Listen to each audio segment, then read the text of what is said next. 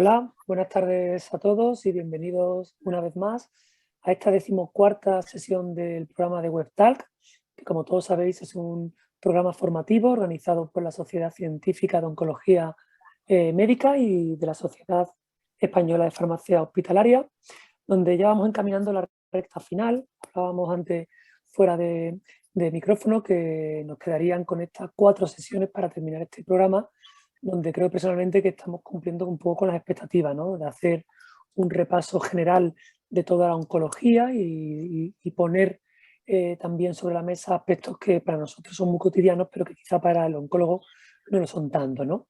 Hoy, como decía, tenemos esta 14ª sesión que está un poco en honor al doctor David Gregor, que como muchos sabréis fue el que desarrolló la prueba de sangre oculta en heces para implementar la detección temprana del cáncer de colon y recto. Porque una de las sesiones que vamos a ver hoy concretamente pues será el cáncer colorectal. Hoy no tengo a mi compañera de moderadora, la doctora Carmen Beato Zambrano, me ha transmitido que su disculpa de no poder estar hoy aquí, pero bueno, simplemente un saludo de parte de ella y yo moderaré estas 2 sesiones que tenemos a continuación. Hoy vamos a hablar del cáncer colorectal y para ello contamos con una experta como es la doctora Elena Brozos Vázquez, es oncóloga médica del Hospital Clínico Universitario de Santiago, da Coruña, y que seguro nos hará una revisión complicada, porque en el poco tiempo que tenemos va a ser complicado que nos explique todo el cáncer colorectal, pero seguro que será muy interesante. Y luego contaremos con compañeros que conocemos, como es Javier Letelle Fernández, farmacéutico hospitalario del Hospital Universitario de Fuenlabrada, de Madrid, y que trataremos un tema que, aunque para nosotros es muy del día a día, que son los biosimilares, no por ello deja de ser menos importante y seguro que nos va a tratar cuestiones importantes. Deciros a todos que, por supuesto, os invito y casi os pido que tengáis ahí la posibilidad, tanto en el chat como si queréis a través de cualquier plataforma, mandar las preguntas que creáis conveniente a la doctora Brozo o al doctor Letelle y que pues trasladaré de manera en directo para que podamos debatir sobre los temas que vamos a tratar, ya sea del cáncer colorectal como de los biosimilares. Pues bien, vamos a dar comienzo con la primera sesión, que luego encadenará directamente Javier. Vamos a empezar con el cáncer colorectal. Elena, muchas gracias por aceptar el reto, muchas gracias por estar aquí con todos nosotros y bueno, cuando tú quieras, estamos deseosos de escucharte. Gracias a vosotros. Me presento, yo soy Elena Brozos, trabajo en oncología médica en el Hospital Clínico de Santiago de Compostela, como ha dicho el compañero José. Y a continuación voy a presentaros presentaros el cáncer colorectal. He intentado aunar todo el conocimiento lo más resumido posible en 30 minutos. Como decía el compañero moderador que me presentaba, ha sido difícil, pero todo un reto, desde luego.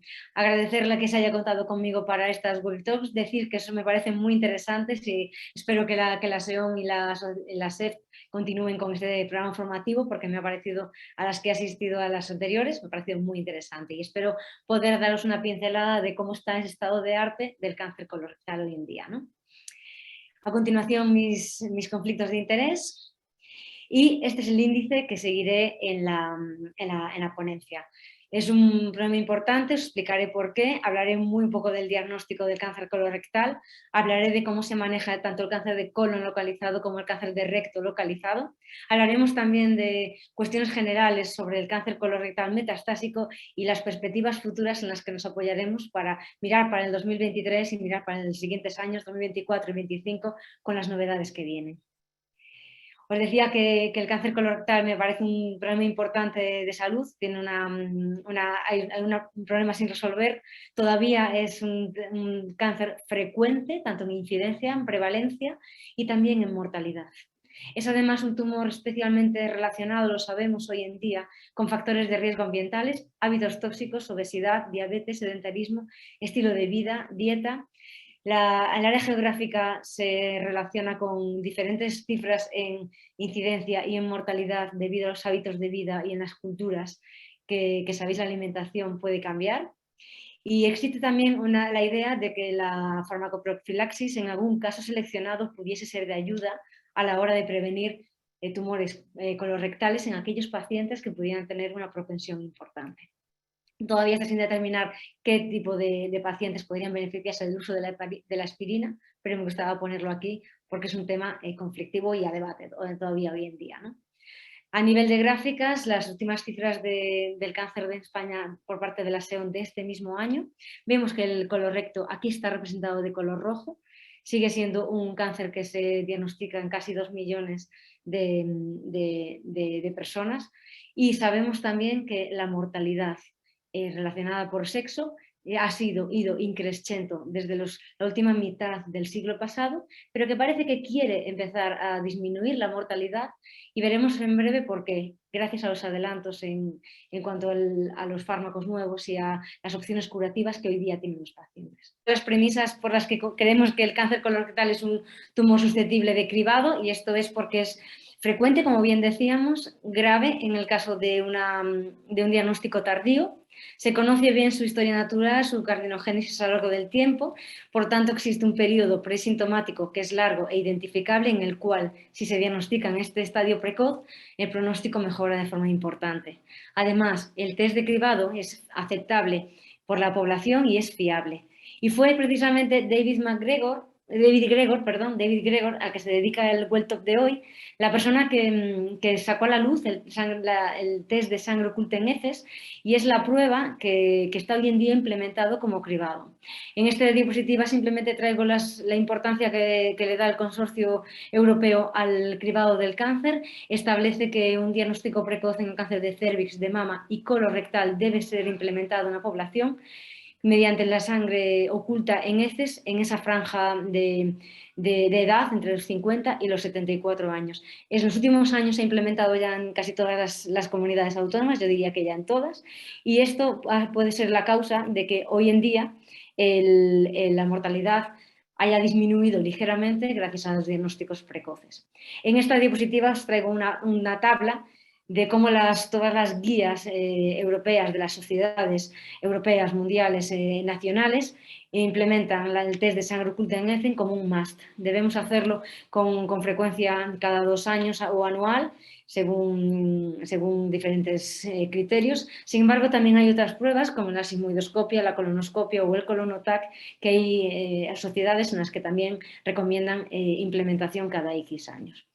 Esto la importancia viene dada porque gracias a un diagnóstico precoz se consigue una disminución en la mortalidad que impacta de esta forma en la sociedad. De modo que no puedo dejar de darle la importancia que tiene al cribado mediante sangre oculta en heces debido a la vida que salva, ¿no?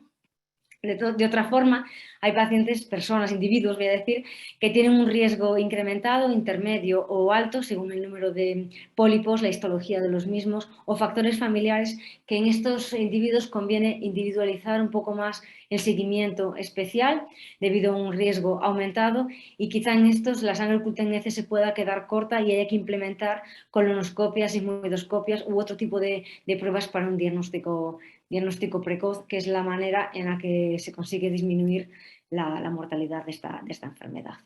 Su diagnóstico: una vez que el paciente ya tiene el tumor colorectal, debemos estar muy alerta a todos los síntomas o signos que pudieran ser clave para identificar este diagnóstico. Cuanto antes, mejor. Hay que tener en cuenta en las consultas de atención primaria, cuando un paciente comenta unas alteraciones del ritmo intestinal, presencia de sangre visible en las deposiciones o algún tipo de síntoma o signo que nos alerte de una enfermedad más avanzada, como son dolor, distensión, molestias abdominales o un síndrome general. El cáncer colorectal puede ser originado en colon derecho o colon izquierdo, y sí que hay unas pequeñas sutilezas en cuanto al diagnóstico. La anemia por sangrado es más común en el colon derecho, así como la obstrucción intestinal o el tenesmo, más común en el colon izquierdo o el recto, debido a las características anatómicas de la zona, ¿no? El diagnóstico pasa por una confirmación mediante una colonoscopia, una biopsia que confirme que estamos ante un adenocarcinoma de colon, que son los tumores colorectales más comunes, y una estadificación para establecer en qué estadio se encuentra nuestro paciente, ¿no? de modo general, en esta diapositiva quería en una sola imagen mostraros cómo el TNM, algo tan clásico como la estadificación por TNM, ya va por su 8ª edición, sigue siendo un factor importante y algo que debemos hacer en el diagnóstico de nuestros pacientes. La T muestra el grosor del tumor primario, la N muestra los ganglios positivos o los implantes mesorrectales o perirrectales, y la M, son las metástasis a distancia. Es importante categorizarlas bien para poder ofrecerle a nuestro paciente la mejor estrategia, ¿no? El manejo del cáncer de colon localizada, pues ante un paciente que tenemos un cáncer de colon localizada, su primera actuación de terapia debe de ser una resección quirúrgica. El tipo de resección depende de la localización tumoral y nos permite que el paciente mejore su clínica gracias a la intervención quirúrgica. Consigue también una estadificación quirúrgica, con lo importante que eso es para que luego el paciente sea valorado por el servicio de oncología médica y podamos establecer la indicación de un tratamiento adyuvante. Se debe de ofrecer un tratamiento adyuvante a todos los pacientes con estadio 3, o sea, ganglios positivos, o a aquellos estadio 2 que presentan alguno de estos factores de riesgo clínico o anatomopatológicos que os muestro aquí. Son factores de riesgo clásicos que se han establecido hace ya unos cuantos años, siguen vigentes hoy en día. La perforación, la obstrucción, la invasión vascular perineural o linfática o un T4 son factores que pueden indicar un alto riesgo de recaída. En estos pacientes debemos de implementar todos los estudios que hemos hecho en los últimos 30 años de tratamiento adyuvante. Es la fluoropyrimidina el pilar básico de la adyuvancia en el cáncer de colon. Surgió en el 1990 cuando demostró un beneficio mejor, frente a cirugía sola, y a raíz de estos últimos años he querido mostrarlo en un esquema, una gráfica con una flecha, digamos, para decir los avances que han tenido, que se han llevado a cabo en los últimos años. Se ha introducido el oxaliplatino como pareja de una fluoropyrimidina, y la fluoropyrimidina ha pasado de ser el 5-fluoracilo a valer también la capecitabina como su análogo oral, ¿no? De modo que Folfox o Capox durante 6 meses es el estándar hoy en día a aquellos pacientes que tuviesen indicación. No puedo dejar de comentar una idea que surgió, el proyecto IDEA, valga la redundancia, hace ya 5 años, que se mostró este estudio muy interesante, que reclutó a más de 12.000 pacientes, casi 13.000 pacientes, y lo que trata este estudio es de aunar 6 ensayos clínicos en los que la preocupación de los efectos secundarios del Folfox y Capox durante 6 meses trata de intentar disminuir el periodo de la adyuvancia. Randomiza a 3 versus 6 meses, repito, casi 13.000 pacientes buscando una no inferioridad. El diseño de este estudio es de no inferioridad, y aunque es difícil a veces interpretar los estudios de no inferioridad o qué resultados nos pueden dar, el objetivo principal de supervivencia libre de progresión a los 3 años no está probada porque roza el límite que habíamos propuesto para no inferioridad, para darlo como un estudio claramente positivo. Sí hemos aprendido cosas en el proyecto IDEA. Hemos aprendido que si utilizamos Capox en aquellos pacientes que se clasifican de bajo riesgo, T3N1 o menor, conseguimos que 3 meses sea suficiente. Sin embargo, aquellos pacientes de alto riesgo, T4 y o N2, debemos utilizar un régimen de 6 meses. Esto vale para Capox, no vale para Folfox. Veis aquí en este cuadro algo tipo semáforo, lo que está en ámbar está todavía dudoso, pero esto sí que nos ha ayudado el proyecto IDEA a clasificar por riesgo a los pacientes y en algunas ocasiones tomar decisiones que puedan ayudar a mejorar la calidad de vida de los efectos secundarios a largo plazo que pudieran aparecer, sobre todo con el oxaliplatino. Sin detenerme más en esto, hablaré a continuación del cáncer de recto. El cáncer de recto, también localizado, también pasa por un periodo muy similar al cáncer de colon, pero por su localización anatómica es estratégica hacer una mejor estadificación, que incluye también pruebas tipo resonancia o econdoscopia para intentar realizar un TN más preciso. Por lo tanto, los cánceres de recto tienen, además de su colonoscopia con su biopsia y con su TAC, la necesidad de hacer una prueba de una estadificación local más precisa, y eso es debido a que en estos tumores repito lo mismo, por su localización anatómica, se ha querido asociar la radioterapia con la idea de disminuir las recidivas locales que sin este tratamiento complementario se producían en un alto porcentaje. A lo largo de los últimos 20-30 años se han hecho muchos esfuerzos para intentar disminuir las recaídas en este tipo de tumor. Y comento esto y lo muestro aquí en esta gráfica porque me parece que en los últimos 2 hitos del cáncer de recto localizado son el establecimiento de la excisión total del mesorrecto como la mejor cirugía oncológica óptima y añadir la radioterapia, que en su momento fue adyuvante, pero que luego se pasó a una neoadyuvante concomitante con quimioterapia, ha demostrado un beneficio en el tratamiento de estos pacientes. De modo que el estudio, que me parece importante comentar en cáncer de recto, ya tiene 18 años este estudio, es este estudio alemán que, comparando la quimioradio adyuvante frente a la quimioradio neoadyuvante, ha demostrado que dar el tratamiento previamente consigue una mejoría en la tasa de recidivas locales y una mejoría en la toxicidad aguda y a largo plazo. De modo que el estándar hoy en día para un tratamiento de cáncer de recto localmente avanzado, sin metástasis a distancia, es dar tratamiento con quimio-radio y a continuación la cirugía completa oncológica, como os decía antes, la cirugía total del mesorrecto. Sin embargo, en ASCO del 2020 nos trajo sorpresas y no puedo dejar de comentar el estudio rápido que nos ha cambiado un poco la concepción. Frente al estándar que os acabo de comentar, quimio-radio, cirugía y luego valoración de adyuvancia, la implementación de una quimio de consolidación previa a la cirugía y después de un ciclo corto de radioterapia en vez de un ciclo largo, nos ha traído alegrías, la verdad. En ASCO del 2020 se ha presentado este estudio que trata de aplicar los mismos fármacos, las mismas terapias y con un orden un poco diferente. Parece que su objetivo principal, que es el tiempo a lo diré, la probabilidad de recaída, el fallo al tratamiento, es mejor dando la quimioterapia previa a la cirugía que después.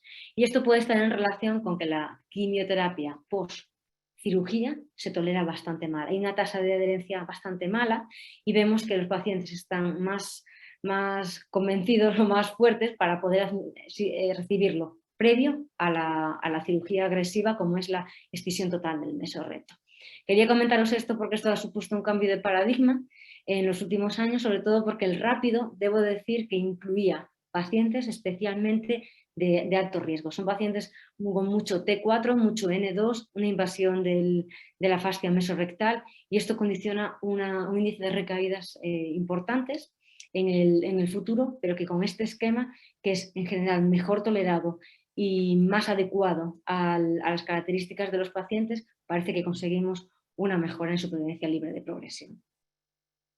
Si nos pasamos ya al escenario metastásico, pues no podemos olvidar que hasta un cuarto de los pacientes con cáncer colorectal debutan con metástasis al inicio y el 50% de aquellos que debutaron sin metástasis a distancia pudieran desarrollarlo a lo largo de su evolución. Hoy en día nos estamos moviendo con una supervivencia global en torno a 30 meses de vida y la evolución de estos pacientes o la historia natural de estos pacientes pasa por desde el diagnóstico metastásico, se administran una serie de líneas de tratamiento. Como veis, casi el 100% de los pacientes reciben una primera línea, la progresión, un porcentaje de pacientes se caen, reciben una segunda línea, otros tercera línea y puede haber pacientes que reciban hasta cuartas, quintas líneas, ¿no? El objetivo en cada línea del tratamiento puede cambiar. Ante una primera línea, el objetivo que debemos de fijar según ESMO, y yo estoy de acuerdo con estas recomendaciones, el objetivo que debemos de fijar con el paciente probablemente sea buscar un aumento de supervivencia global y conseguir una pronta reducción de la carga tumoral. Sin embargo, después de una primera progresión, una segunda progresión, quizás en una tercera línea, nuestro objetivo con el paciente debe de cambiar. Pienso que la priorización de la calidad de vida y escuchar al paciente y sus preferencias debe también hacernos influir en nuestra decisión para poder tratarlo y así individualizar el tratamiento en cada uno de estos pasos, ¿no? Les decía que los factores que debemos de tener en cuenta deben de ser dependientes del paciente, dependientes de la enfermedad, dependientes del tratamiento y de la biología molecular. Cada vez más es más importante clasificar a los pacientes por la biología molecular. Cada vez hacemos más estudios moleculares, luego comentaré un poquito más, y creo que esto nos puede ayudar a seleccionar las terapias dirigidas a nuestros pacientes. La medicina de precisión, como os decía, se ha implementado en el cáncer colorectal también. En este cuadro he querido mostraros, además de la quimioterapia, FOLFOX, FOLFIRI, como clásicas que se utilizaron desde los años 90, 2000, se han añadido esta serie de anticuerpos que, asociados a la quimio, pues mejoran los resultados. Sabemos que la angiogénesis es una vía muy estudiada en cáncer colorectal y estos inhibidores de la angiogénesis unidos a quimioterapia aportan beneficio en primera y en segunda línea. Sabemos también que el RAS, una proteína que está mutada en un porcentaje de pacientes y en otros está nativo. Sabemos que el inhibidor de factor de crecimiento epitelial, el cetuximab, panitumumab, se asocian a beneficio en aquellos casos en que el RAS es nativo. Y también no puedo dejar de comentar nuevos fármacos que han surgido en tercera línea y sucesivas, también de reciente aprobación en la última década. Así, de forma general, estos pueden ser unos algoritmos de tratamiento, son ejemplos adaptados de la NCCN, de la SESMO. Primera, segunda, tercera línea, debemos utilizar todo el arsenal terapéutico que dispongamos, y uno de los factores que nos va a hacer elegir un camino u otro puede ser el lado derecho o lado izquierdo por su diferente biología molecular, y también la mutación de la proteína RAS puede estar mutada o nativa, y con ello podemos elegir el anticuerpo que acompañe a la quimioterapia en cada una de las líneas, ¿no? También el tratamiento debemos elegirlo según el objetivo que planteemos con el paciente. Si un paciente está asintomático, tiene una gran carga tumoral y nuestro objetivo es una citorreducción, podemos elegir esquemas más intensivos. Sin embargo, pacientes que tengan un estado general más frágiles o que elijamos una buena calidad de vida para ellos, podemos utilizar tratamientos menos intensivos y que consigamos una mejor calidad de vida y un mantenimiento de su estado funcional. Os decía que la vía de la angiogénesis ha sido ampliamente investigada en cáncer colorectal. Disponemos de estos anticuerpos, terapia dirigida para atacar el inhibidor del factor estimulante de crecimiento endotelial, de modo el bevacizumab, el aflibercept y el ramucirumab bloquean esta vía de crecimiento, de vasculogénesis, de angiogénesis, de linfangiogénesis, que están ayudando a proliferar el tumor, y estos anticuerpos unidos a la quimioterapia han demostrado su beneficio tanto en primera como en segunda línea. De modo que el panorama molecular del que ha sido testigo, hemos sido testigos todos de la explosión molecular que ha habido en todo tipo de tumores, es también en el cáncer colorectal, cuando hemos visto todo el panorama de mutaciones o alteraciones moleculares que tenemos, nos hemos puesto todos corriendo a investigar e intentar mejorar el arsenal terapéutico, atacando vía a vía estas alteraciones que son las que provocan que los tumores tengan su crecimiento acelerado, ¿no? Las mutaciones RAS son las primeras que hemos estudiado. Como veis, al principio era una, el RAS estaba mutado o no mutado, pero hoy en día tenemos todo este arsenal de mutaciones e importa la mutación que tengamos. Sabemos que es una vía de estimulación de crecimiento tumoral sin freno. Sabemos que la presencia de mutaciones RAS condiciona una resistencia al inhibidor de crecimiento epitelial, condicionan además que el tumor sea más agresivo que si es RAS nativo, y que no todas las mutaciones son iguales, como os decía. Ahora hay un interés especial por qué tipo de mutación tenemos, porque empieza a haber fármacos dirigidos según el tipo de mutación, según el exón concreto que esté mutado, ¿no? Las mutaciones BRAF han aparecido un poquito más tarde, pero es también una mutación de una proteína que está en la vía de las MAP kinasas, igual que RAS, en un escalón más abajo, pero que su mutación condiciona una vía acelerada y sin control, provoca un crecimiento muy importante a nivel de la célula tumoral. Ya el estudio Crystal y Opus, que son estudios antiguos, 15 años más o menos tienen, nos han dicho que la mutación BRAF es un marcador de mal pronóstico. Entonces, cuando un paciente tiene una mutación BRAF nos preocupábamos, pero hoy en día lo que podemos hacer es utilizar terapia dirigida para estos pacientes. El estudio Beacon ha demostrado que con una terapia dirigida en encorafenib cetuximab bloquea esta proteína BRAF que está estimulada y continuamente proliferando, la bloquea, y frente a quimioterapia el Encore Cetuxis es nuestro esquema de elección.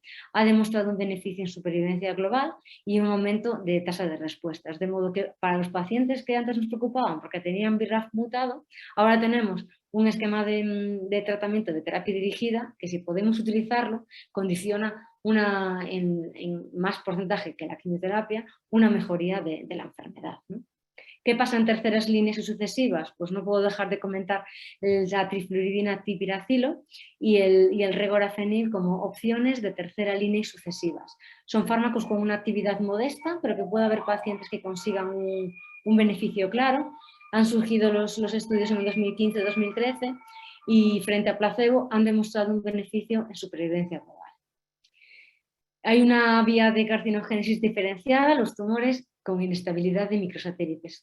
Estos pacientes tienen la vía de la reparación de las proteínas del ADN tocada y debido a eso desarrollan este tipo de tumores. Son tumores considerados calientes, voy a decir así, porque es la nomenclatura que se suele utilizar cuando un tumor tiene una tendencia a responder a la inmunoterapia.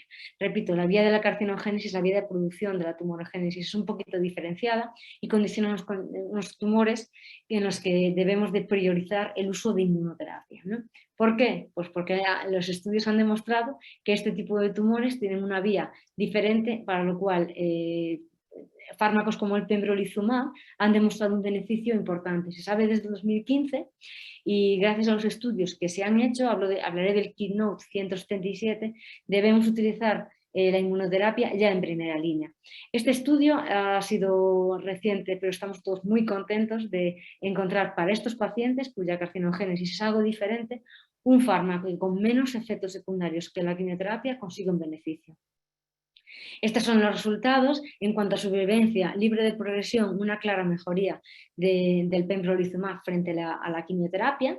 En cuanto a la respuesta tumoral, también un claro beneficio al pembrolizumab, pero yo lo que destacaría es la duración tan prolongada de la respuesta en primera línea utilizando un fármaco que es inmunoterapia y no quimioterapia. De modo que pembrolizumab es el tratamiento hoy en día estándar de primera línea en aquellos pacientes que presenten esta alteración molecular.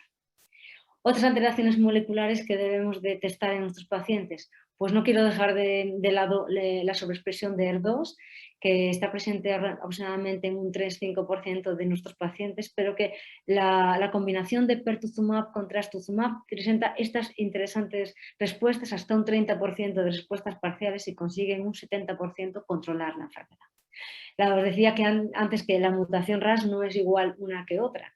Si estamos ante una mutación RAS G12C, podemos echar mano de alguno de los fármacos dirigidos para ello. El adagrasib o el sotorasib son fármacos que en cáncer de pulmón han demostrado un beneficio importante.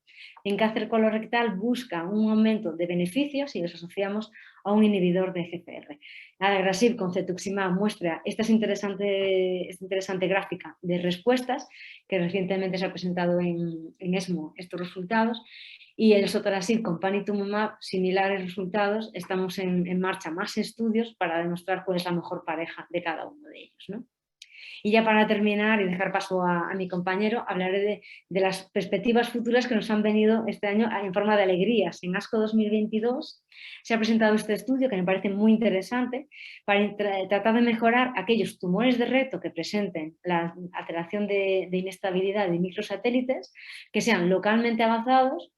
El tratamiento con dostarlimab, que es una inmunoterapia durante 6 meses, consigue esta interesante tasa de respuestas patológicas completas.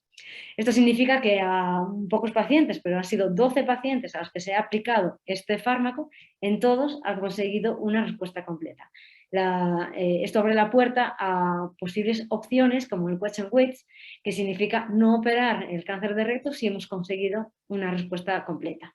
De modo que esto no cierra ninguna puerta, al contrario, este resultado no es una sentencia, este resultado abre oportunidades a tratar de evitar una cirugía mórbida en pacientes, como bien todos sabemos, como ese cáncer de recto, portadores de bolsa, de ostomía para permanentes, de modo que esto ha abierto la puerta a una infinidad de perspectivas futuras. En ESMO, hace apenas un mes, se ha presentado este resultado que creo que puede ser una de las gráficas del año en oncología, y es que también en tumores con inestabilidad de microsatélite, con alteración de las proteínas reparadoras, con tan solo 2 ciclos de inmunoterapia, hemos conseguido esta cantidad de respuestas patológicas mayores, un 95%, así como un 67% de respuestas completas. A mí me parece un resultado espectacular, no podía dejar de traéroslo, porque creo que esto de nuevo abre la puerta a tratar de evitar cirugías agresivas en pacientes que consigamos este tipo de respuestas, ¿no? Biopsia líquida. Pues la biopsia líquida no puedo dejar de nombrarla. En todos los tumores tiene su aplicación, pero en cáncer colorectal las tiene y muy concretas. En los estadios metastásicos sirve para una monitorización estrecha, para un seguimiento del paciente, una evaluación precoz y como por ejemplo resistencia a fármacos. Todos sabemos que si un paciente estamos tratándolo con un fármaco y progresa, nos hubiese gustado saber por qué ese paciente presenta una resistencia a ese fármaco.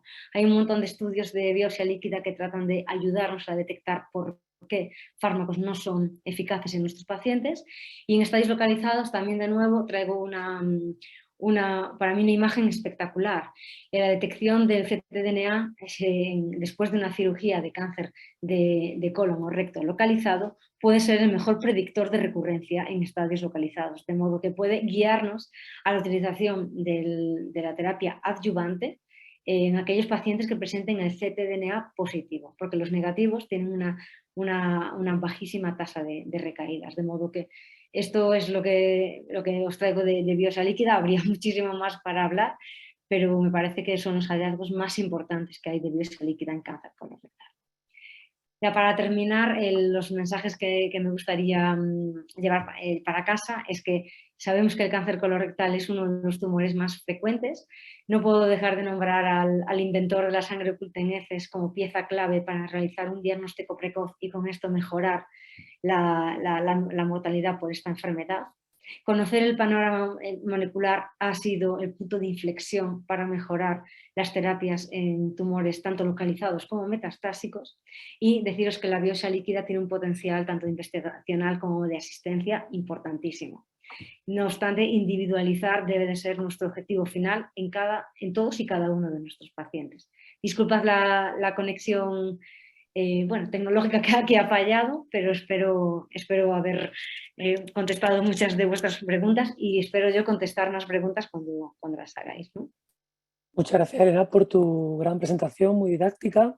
Javier, cuando tú quieras, pero si me permites 2 minutos simplemente comentarle a los compañeros que se hayan incorporado más tarde, que como en todas las anteriores sesiones, pues luego tendremos un pequeño debate y os invito un poco a participar, pues enviando vuestra pregunta a través de la plataforma, o bien a través del chat, o bien a través de la opción que tenemos de preguntas y respuestas.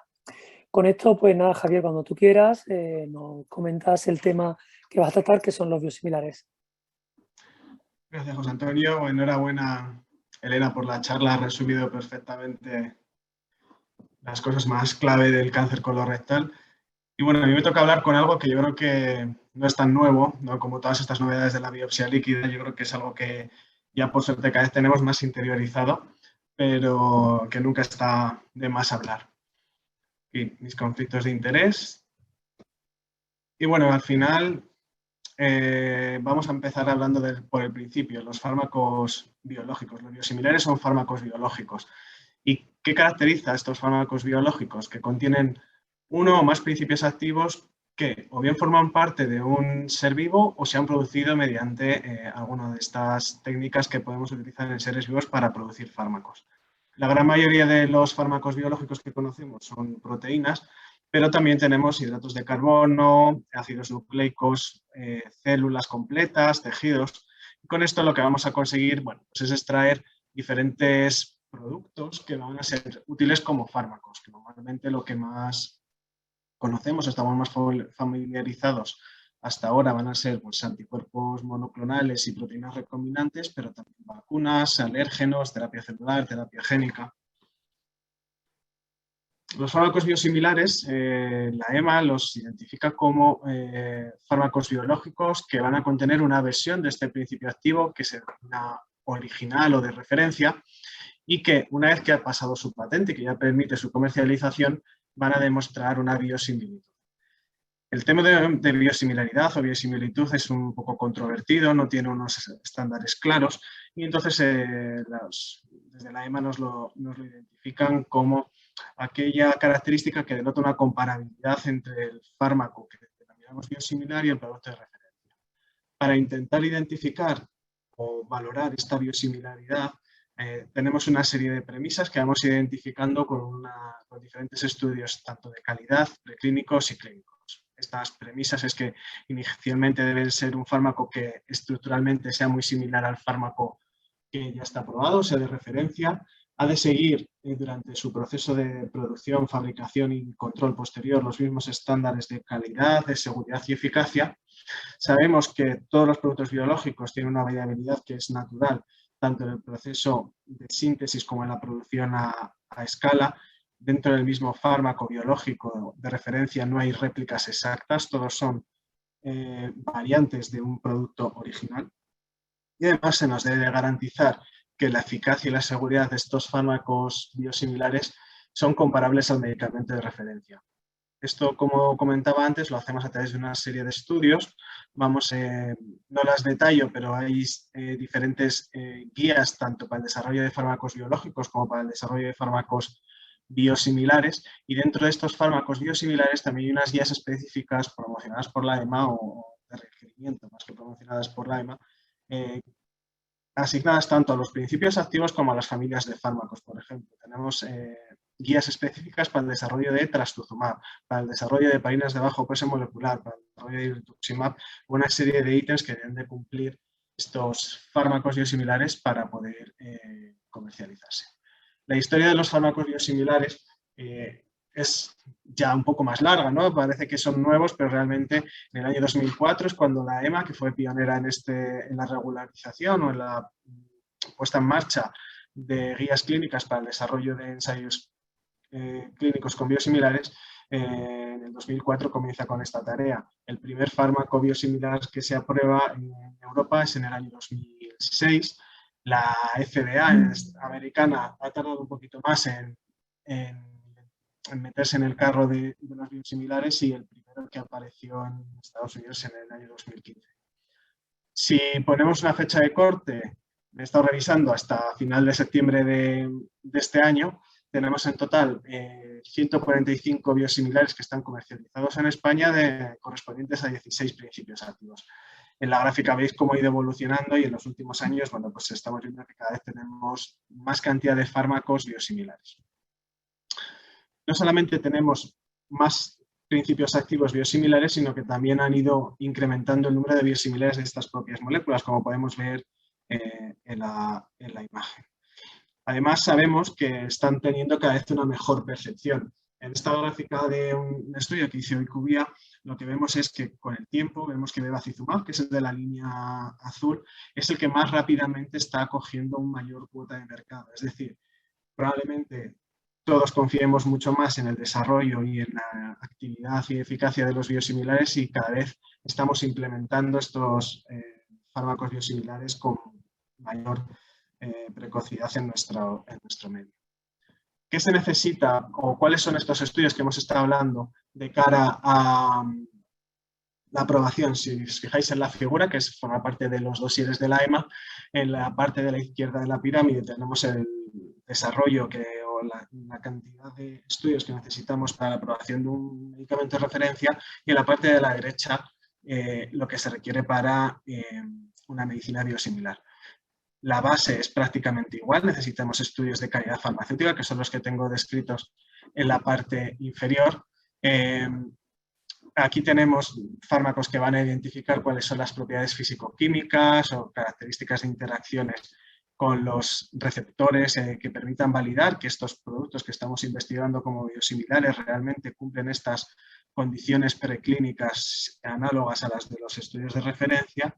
Posteriormente hacemos unos estudios comparativos de calidad. En este ambiente ya es normalmente en humanos, estudios farmacodinámicos y de toxicología, y además también aquí lo que se pretende es identificar presencia de atributos de calidad que sobre todo relacionados con principios activos, con excipientes, perdón, o con algunas modificaciones que podamos tener durante el proceso de producción. Y finalmente llegan los estudios comparativos clínicos. El diseño que más se recomienda a nivel del desarrollo de estos estudios va a ser un diseño de equivalencia. Vamos a ver que la gran mayoría de los biosimilares aprobados tienen este tipo de estudios, y si no, pues tenemos estudios de no inferioridad que en ocasiones también han sido valorados como positivos.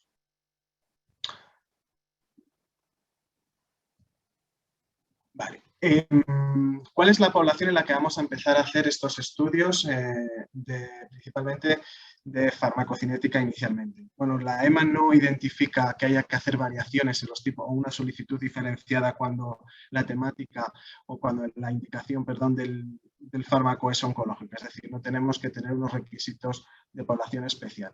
Normalmente siempre se prefiere hacer unos estudios de farmacocinética en individuos sanos, siempre que la administración del fármaco no le vaya a conllevar, bueno, pues un peligro en su seguridad.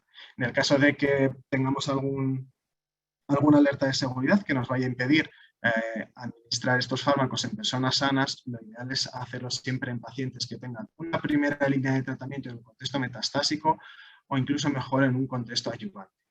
Los motivos para hacer esto, bueno, sabemos que la farmacocinética de los fármacos se puede comportar de forma diferente en función del volumen tumoral o de la carga tumoral, y que necesitamos intentar que haya o la mínima carga tumoral posible o que, sí, básicamente que tengamos la mínima carga tumoral para que no se produzcan alteraciones en la farmacocinética que impidan un correcto desarrollo.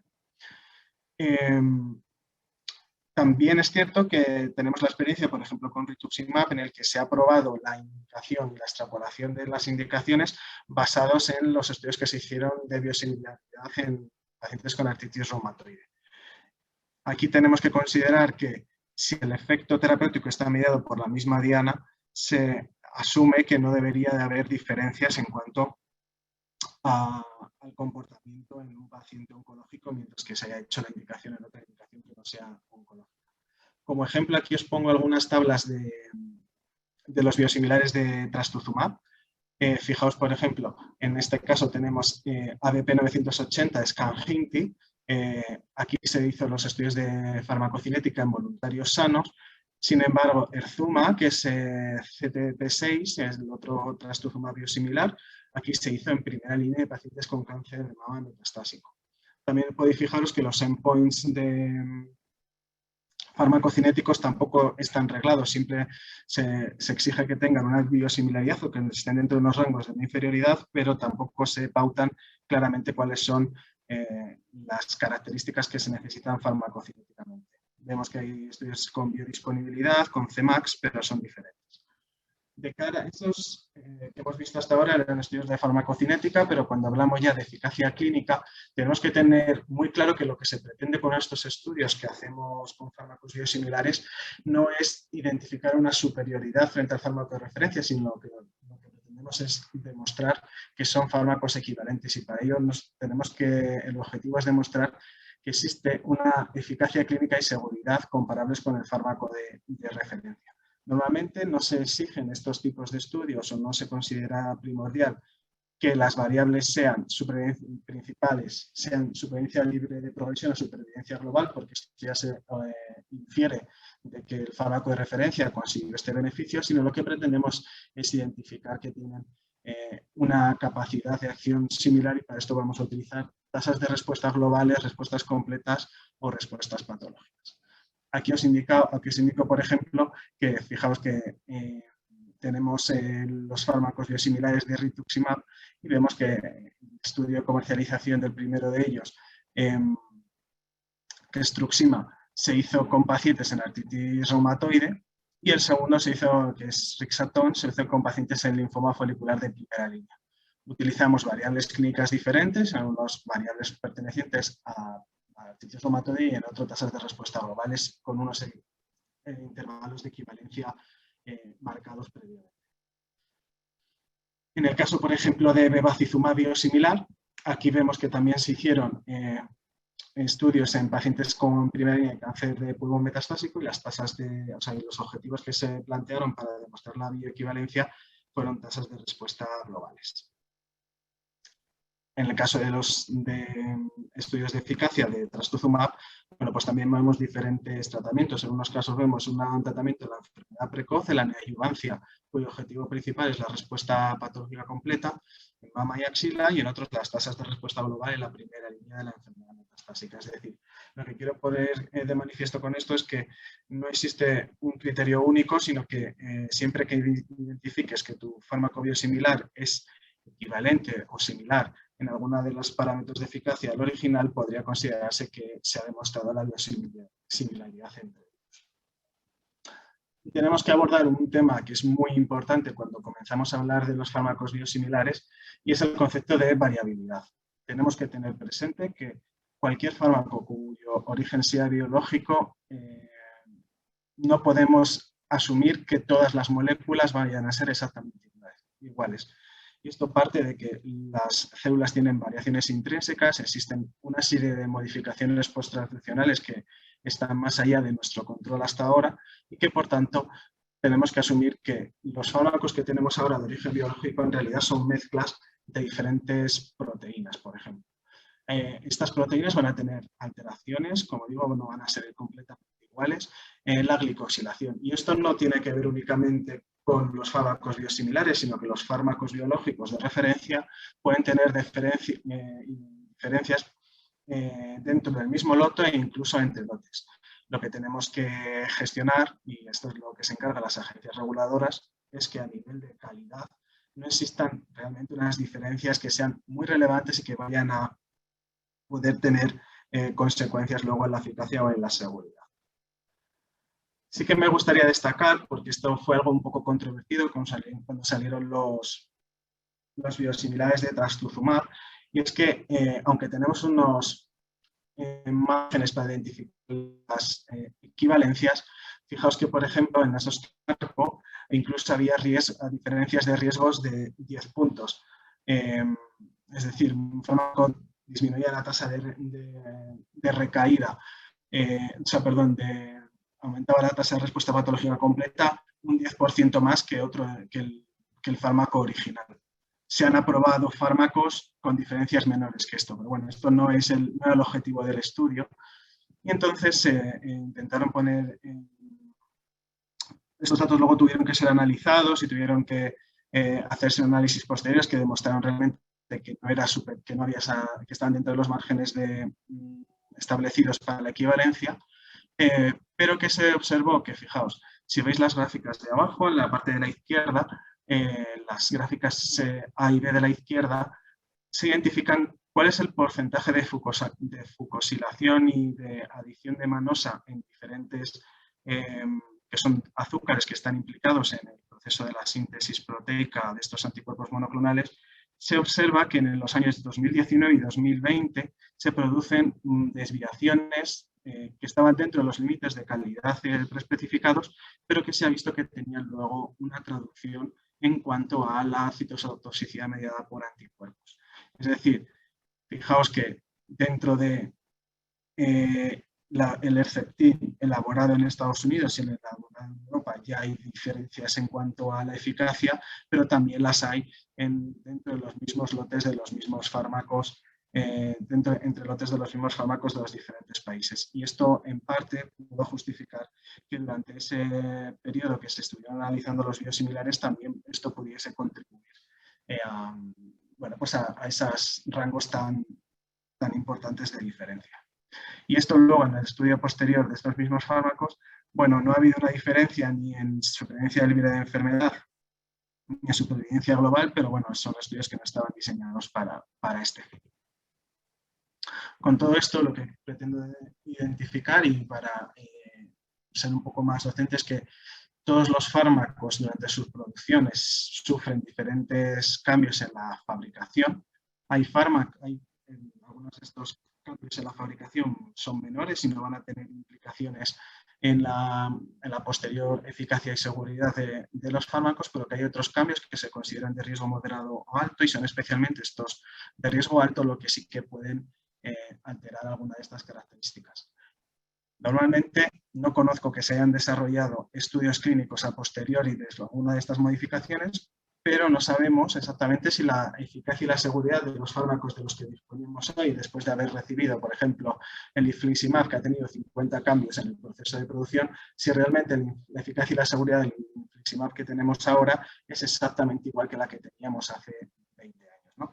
Entonces, sabemos que esto es un proceso constante de evolución y que lo importante es que las agencias reguladoras mantengan esos procesos de calidad a lo largo del tiempo. Algo que también ha inquietado a la gente a lo largo del desarrollo de los biosimilares era bueno, pues, los excipientes y los problemas de inmunogenicidad que se podían generar a lo largo del tiempo. Los excipientes no tienen que ser exactamente los mismos entre el fármaco biológico y los fármacos biosimilares. Sabemos que los excipientes no presentan de per se una actividad clínica, solamente contribuyen, bueno, pues a mejorar la estabilidad, la funcionalidad o el proceso de producción. Y aquí, bueno, como ejemplo, identificados que de los biosimilares que tenemos de trastuzumab, bueno, pues tenemos una gran parte de ellos que presentan los mismos excipientes, pero por ejemplo, Ogivri sí que tiene un diferente perfil de seguridad que, bueno, sí que podría generar algún tipo de reacción, pero realmente adversa e inesperada. Si hiciésemos un switch o un cambio, pero realmente en un metaanálisis que se publicó en el año 2020, en el que se identificaron 230 fármacos de origen biológico y se hicieron búsquedas sobre reacciones adversas a sus principios activos y excipientes, solamente en 17 de los casos estas reacciones adversas fueron confirmadas debidas a un excipiente. Es decir, que realmente se espera que este aspecto sea mínimo en cuanto a posibilidades o riesgos de seguridad para los pacientes. Algo histórico que algunos conoceréis y otros no, en relación con esto de los excipientes y con que puede ser relevante, y por eso lo traía a colación, cuando se comercializó el Prex, ya sabíamos que tenía un efecto adverso, que era la aplasia de células rojas, pero que a raíz de un cambio en la formulación, no tanto en la formulación, sino en la cobertura de los tapones de goma, se produjo un aumento en la aparición de esta reacción adversa, que se solucionó, bueno, recurriendo otra vez de teflón los tapones de las agujas. Con este simple cambio quería poner de manifiesto que no solamente son los excipientes, sino toda la formulación o toda la presentación del fármaco la que puede tener impacto en el desarrollo de alergias a excipientes. Otra de las cosas que quería comentar al respecto es el tema que genera un poco más de, bueno, pues de inquietud, es en la extrapolación de las indicaciones.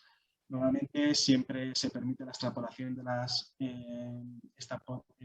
indicaciones entre los diferentes fármacos, siempre que se asuma que existe una coherencia y una justificación científica clara. Para ello, normalmente siempre se intenta gestionar el escenario más sensible en el que podamos identificar estas diferencias. En ocasiones se pueden solicitar desde las agencias reguladoras que puedan hacer estudios específicos. Bueno, pues si resulta que si la sustancia activa tiene mecanismos de acción múltiples o interactúa con diferentes receptores, si existe alguna variabilidad entre el biosimilar y el original que pueda potenciar o disminuir alguna de estos mecanismos de acción. Por ejemplo, hay diferentes ejemplos, pero bueno, en principio no suele ser algo que se suele exigir. Otro de los temas candentes que generan los biosimilares es el tema de la intercambiabilidad. Sabemos que clásicamente se han identificado como dos estrategias, el cambio o switch, en la que es el prescriptor el que decide cambiar un medicamento similar por otro, o la sustitución que directamente desde las oficinas de farmacia o servicios de farmacia de los hospitales se haga un intercambio sin consultar previamente al prescriptor. La intercambiabilidad es algo que ha ido costando con el tiempo. Yo creo que cada vez está más asumido y que no existe ningún riesgo, pero bueno, argumentos que había en contra, ya sabíamos que legalmente los farmacéuticos no podíamos sustituir un medicamento biológico por otro. Otros de los argumentos que había en contra, que no se disponían de suficientes estudios clínicos para justificar que el switch no generase una pérdida de eficacia o un peligro a la seguridad de los pacientes, debido, entre otras cosas, por ejemplo, a la inmunogenicidad y también pues, la aceptación por parte de los médicos y pacientes de un cambio. Muy recientemente, hace 15 días, ya la EMA se ha posicionado oficialmente con que todos los biosimilares son intercambiables. El problema de esto es que es una disposición europea que todavía tiene que ser trasladada a la normativa española, y a día de hoy todavía seguimos sin poder hacer un cambio automático desde los servicios de farmacia. Pero bueno, esto ya sienta una base para poder desarrollar normativa al respecto en el caso de que se considerase apropiado. Estudios de switching. Bueno, pues igual aquí tenemos un estudio que ya van apareciendo más según se van desarrollando los fármacos. Este es con Kanjinti, se hizo en pacientes con cáncer de mama en estadios tempranos. Y bueno, aquí igual parece ser que también dio la superioridad inicialmente en respuestas patológicas completas, biosimilar respecto al de referencia, que luego en una evaluación por un laboratorio centralizado se vio que realmente cumplían los estándares de equivalencia. Algo aquí que tenemos que, por ejemplo, tener en cuenta, y por eso pongo ahí el Herceptin subcutáneo, es que yo creo que todos en nuestro ámbito estamos usando Herceptin subcutáneo, tanto en el contexto neoadyuvante, ayudante, metastásico, pero la aprobación de este fármaco fue únicamente con un estudio en neoadyuvancia y estamos usándolo todos en cualquiera de los ámbitos oncológicos. Luego hubo estudios posteriores en diferentes escenarios, pero inicialmente se aprobó para todas las indicaciones y en este caso nadie se planteó que hubiese diferencias en cuanto al riesgo de seguridad, ¿no?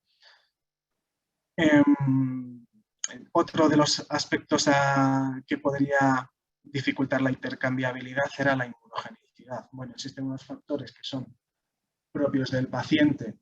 Bueno, pues cualquier alteración en su inmunidad puede precipitar reacciones inmunes contra fármacos biológicos, pero luego sabemos que existen otros factores que son inherentes al fármaco y que pueden modificar la inmunogenicidad.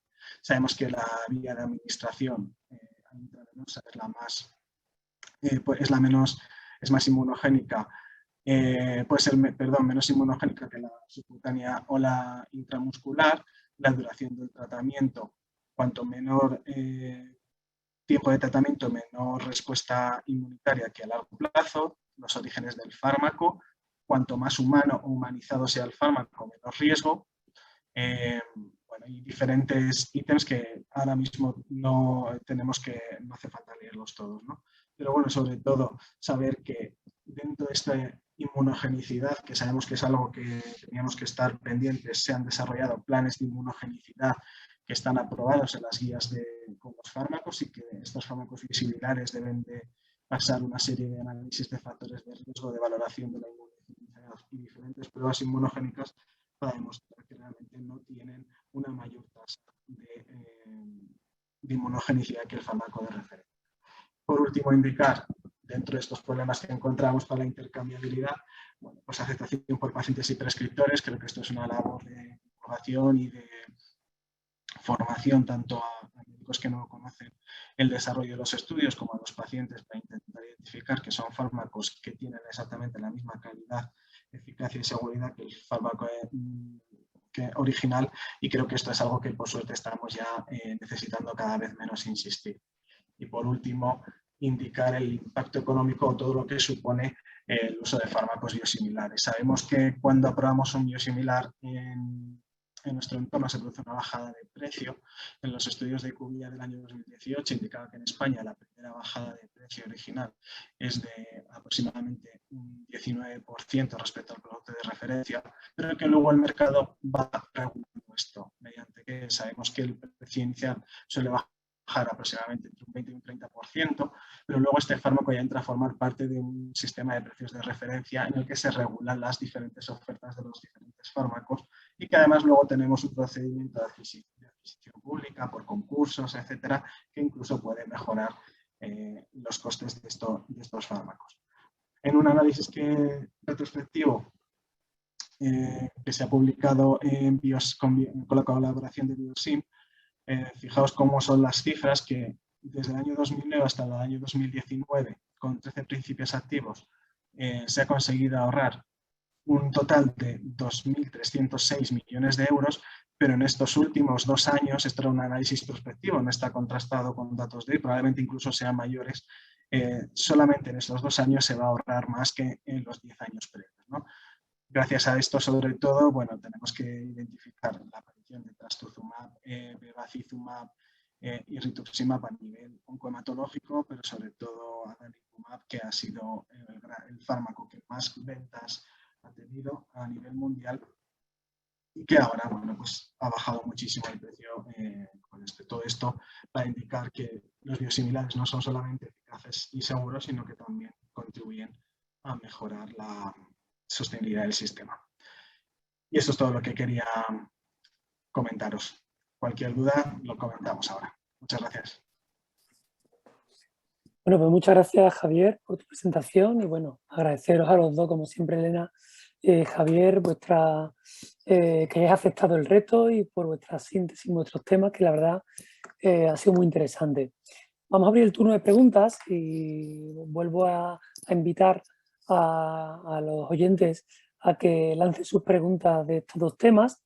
Ya hay alguna pregunta que tenemos aquí, así que voy a empezar por la de la audiencia y luego ya pues, si no se anima nadie, pues tengo algunas preparadas para vosotros, ¿no? Y una compañera nos comenta, bueno, hace simplemente un comentario, ¿no? Para tenerlo en cuenta, que en algunas de las diapositivas que ha presentado Elena y que hacía de referencia de posibles tratamientos, pues se habla de fármacos que todavía no estaban financiados, ¿no? Y quizás teníamos que tenerlo en cuenta, como puede ser el ejemplo de pembrolizumab, ¿no? Que con los resultados que tenía, pero que en la actualidad ahora mismo no teníamos financiado y bueno, y simplemente pues para que bueno, la audiencia o el resto de compañeros lo supieran, ¿no? Pero la misma comenta o lanza una pregunta, ¿no? Y la pregunta es la siguiente. Ellos tienen experiencia en cuanto al regorafenib como un tratamiento poco activo, con poca eficacia, con resultados pobres y que además presentan una toxicidad muy elevada. Eso conlleva, lógicamente, una reducción de la calidad de vida de los pacientes y nos preguntan, o quizá vaya más dirigida a ti, Elena, pero por supuesto, Javier, invitado a contestar si lo crees oportuno, cuál es vuestra experiencia y yo creo que sobre todo es cuál sería el criterio para seleccionar qué pacientes podríamos tratar en esa tercera línea y con cuál, ¿no? Si con Regora, con TAS o el Rechallenge, como comentaron en un principio. Pues por mi parte agradecer a la compañera la puntualización, 100% de acuerdo, efectivamente he hablado de muchos fármacos, lo que quiero hacer es también introducir la oncología de precisión y el cáncer colorectal, todavía están las trabas que todos sabemos, fármacos sin financiar, el encorafenib cetuximab tampoco está en una buena situación, así que tengo que decirlo, que gracias a la compañera que ha puntualizado eso y muy bien, 100% de acuerdo.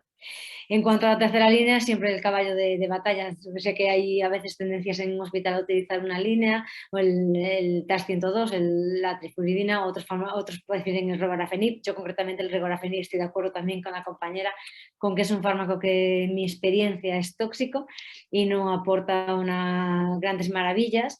Tengo que añadir también una tercera opción, como tú decías, José Antonio, el rechallenge. Muchas veces nosotros lo que hacemos, efectivamente, teniendo disponible la biopsia líquida, lo que hacemos a veces en tercera línea es, si venimos de un RAS nativo, con una buena respuesta a un inhibidor de factor de IGFR, pues intentamos rescatar ese fármaco, hacer un rechallenge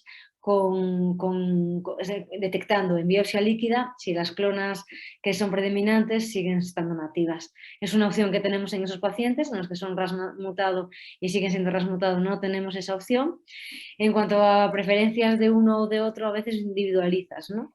La trifluridina en general se tolera mejor que el regorafenib, pero es cierto que tampoco son grandes estrellas de fármacos. A veces se utilizan pues, para seguir manteniendo con la trifluridina una buena calidad de vida del paciente y a veces encuentras pacientes con unas estabilidades de enfermedad que pueden ser de entre 3, 6, 8, 9 meses, ¿no?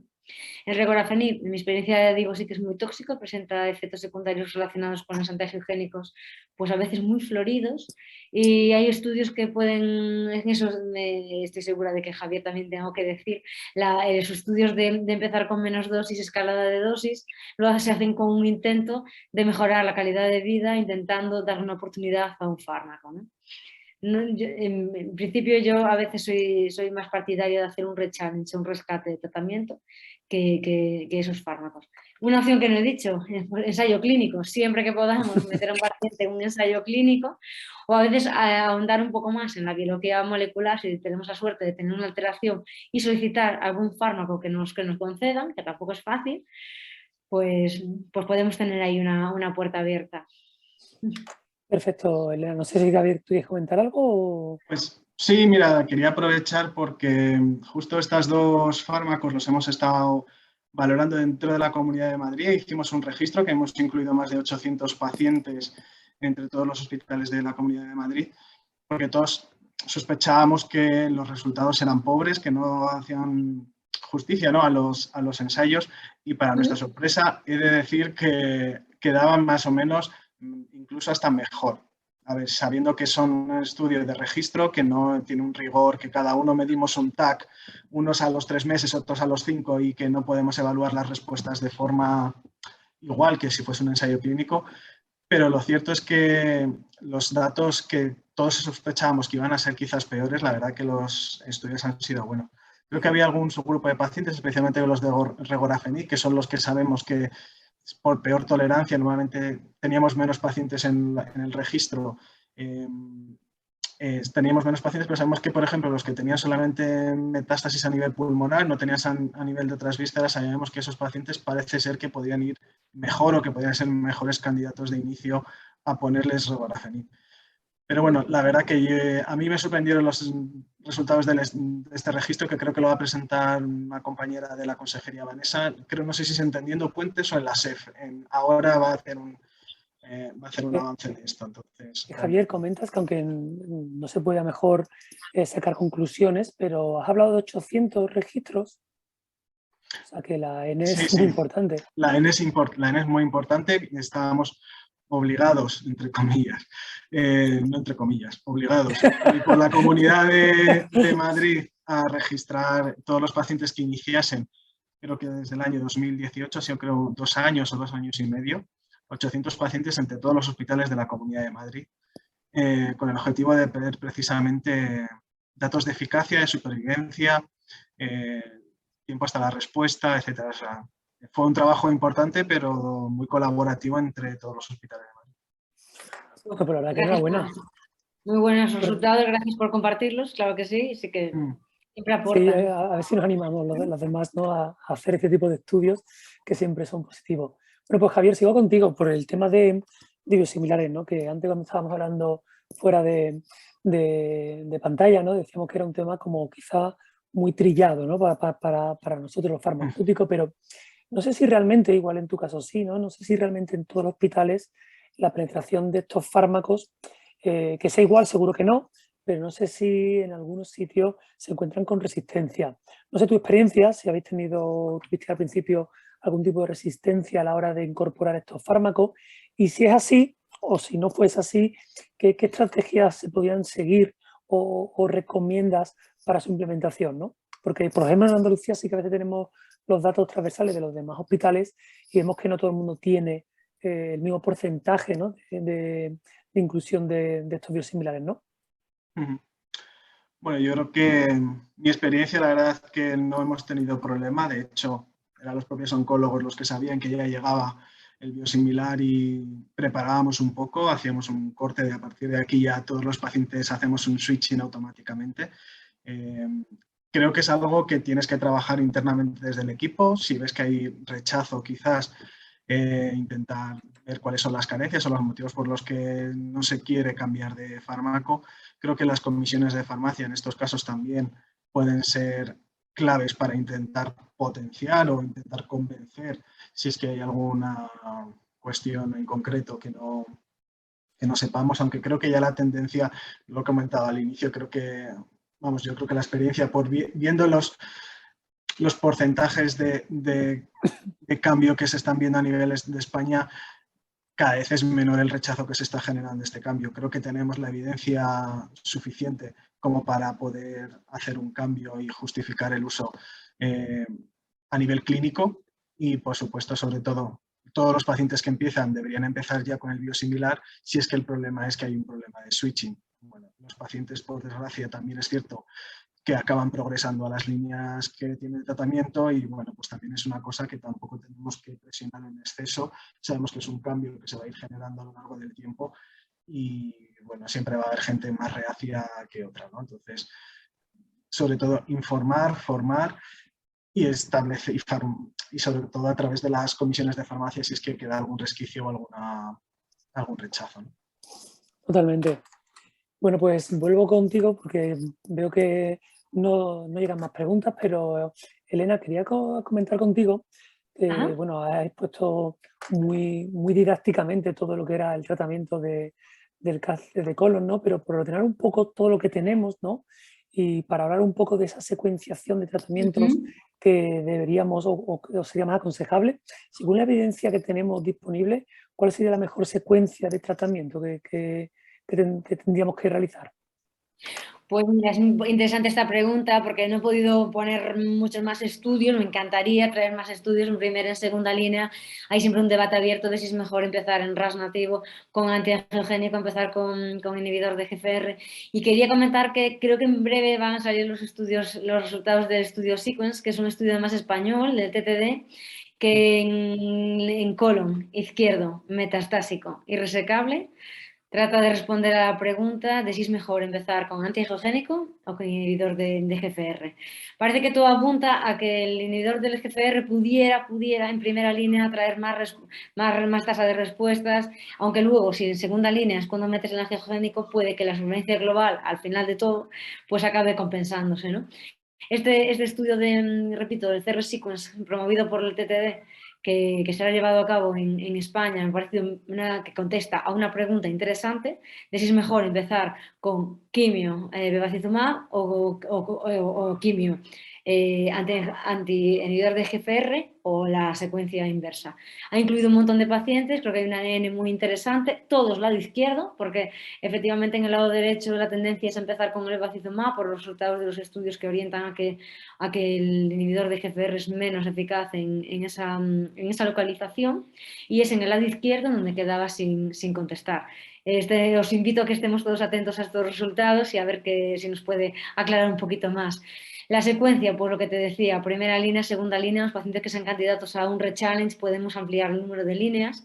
Y creo que los estudios moleculares, hacer estudios moleculares, si nos dejan utilizar los fármacos, las terapias dirigidas, siempre puede aportar al paciente aumentar la supervivencia libre de progresión. Quiero resaltar que yo siempre he sido una de las convencidas de que a un paciente se le aumenta la supervivencia global cuantas más líneas podamos utilizar, siempre considerando los factores dependientes del paciente, de los fármacos que tengamos, del estado general del paciente, pero la supervivencia global aumentará siempre que podamos utilizar más líneas de tratamiento.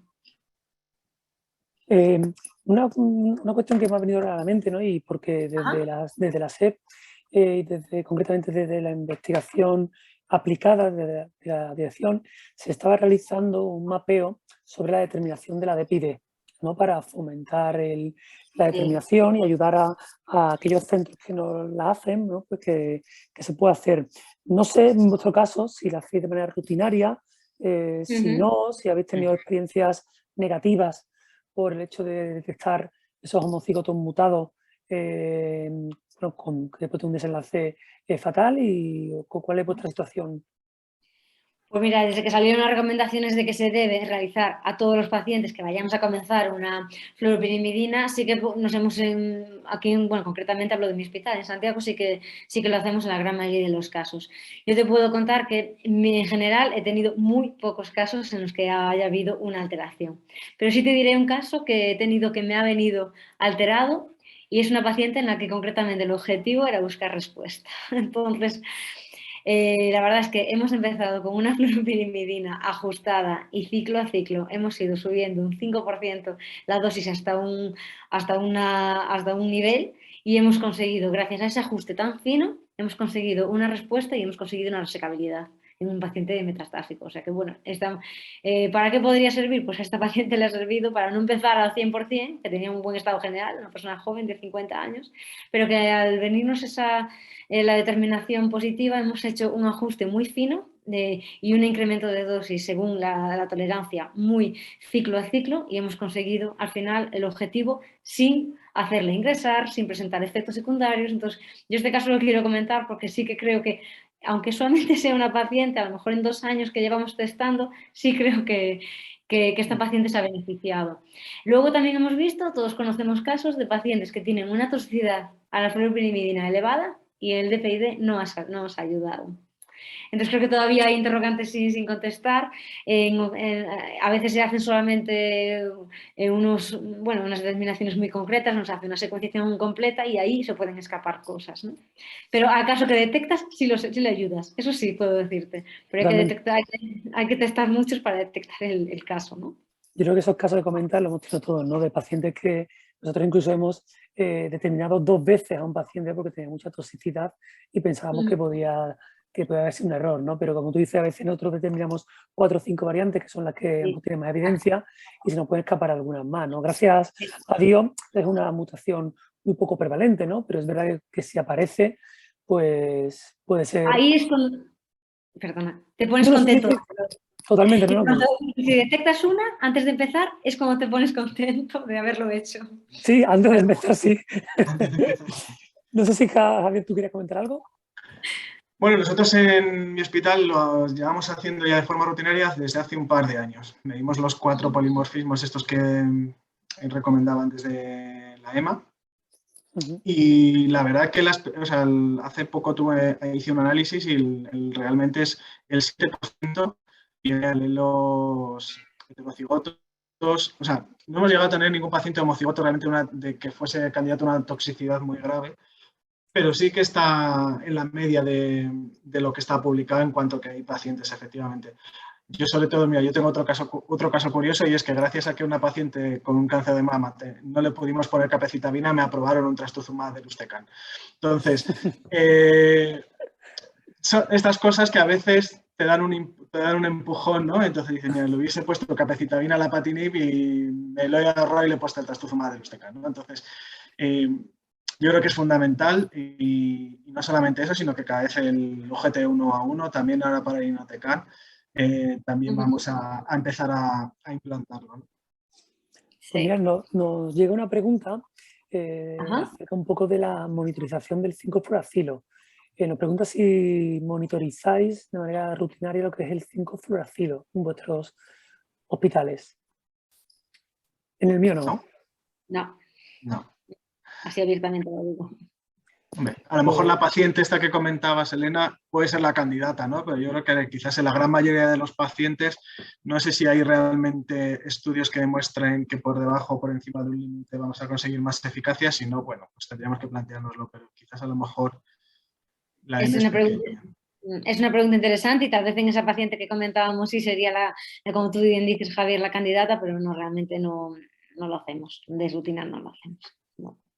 Pero bueno, interesante que surjan estas preguntas que siempre pueden abrir la cabeza a nuevas cosas. A ver si se animan más, ¿no? Pero mira, yo ya que estamos, y por ir concluyendo, ¿no? Porque nos acercamos ya a la hora, yo te quería preguntar, Javier, con el tema de los biosimilares, y seguro que preparando la presentación lo habrás revisado, ¿cuáles son los fármacos biosimilares que están próximos de venir? Que siempre nos ponemos un poco a la expectativa, ¿no? De lo que nos va a llegar, porque como tú decías, ¿no? Siempre es una buena opción para poder apoyar todo lo que es la sostenibilidad y el cumplimiento de los presupuestos, ¿no?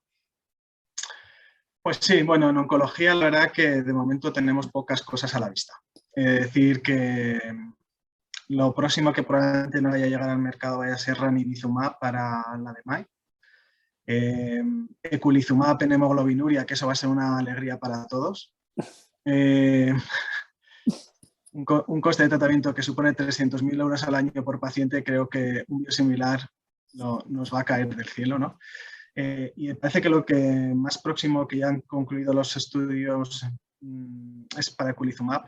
Hay estudios también ya con cetuximab, que también es un fármaco que lleva muchísimos años con nosotros y es un poco extraño que todavía no haya aparecido ningún biosimilar ni que haya estudios que hayan finalizado, pero bueno, probablemente se hace cetuximab y eculizumab los primeros que nos vayan a llegar en la parte de oncología. Perfecto. Pues mira, Garbiñe, que es la compañera que lanzó la pregunta de la monitorización de 5FU Asilo, nos invita a asistir al taller del grupo de PKGen de la SEF, porque en el próximo congreso de la SEF, que será, ya aprovecho para invitaros a todos en noviembre, pues habrá un taller donde se va a hablar precisamente de la monitorización del 5FU. Así que, pues bueno, pues recogemos el guante, Garbiñe, muchas gracias por la invitación y seguramente pues allí nos veremos. Yo, bueno, pues si no hay más preguntas por parte de la audiencia, yo os doy otra vez las gracias a los dos por vuestra presentación, por haber aceptado el reto y participar en esta 14ª Web Talk. Decirle a los asistentes que nos quedan ya 3 para terminar este ciclo de formación que está organizando SEOM y SEF y que espero que sea de agrado de todos. Y por mi parte, bueno, pues el grupo concluido y muchas gracias a todos y nos vemos en la próxima ya en el mes de noviembre. Un saludo. Gracias a Muchas gracias, placer. Antonio. Buenas tardes. Gracias a todos por haber estado ahí.